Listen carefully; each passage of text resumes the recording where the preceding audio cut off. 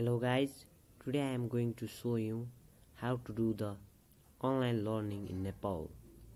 The one and only app for learning platform in the Nepal is Midas e-class app. So today I am going to show you how to use Midas e-class app.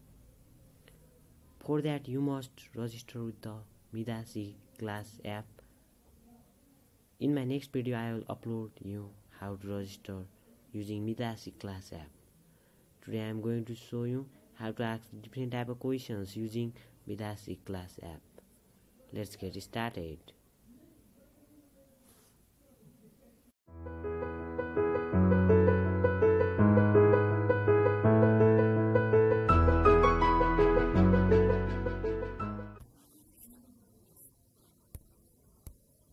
Yes, its loading screen is like this, and then we must, for asking the different type of question, we need to go to the homework help. Yeah, now I can ask the different type of questions of science, mathematics, optional math, social studies, English, Nepali, and etc. Okay, let's ask a question of science. We'll get the different type of questions asked by the different persons or the students. Let's ask a question.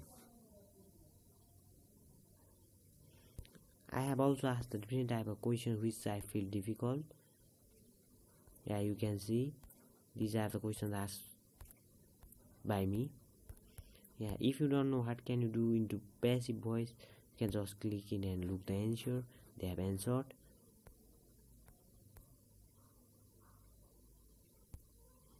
Let's learn how to ask the questions. Then you need to click to ask a question. Then you can select the chapters, that may be sound, and here you need to post your question. Let's post a numerical question. Here I have posted the question.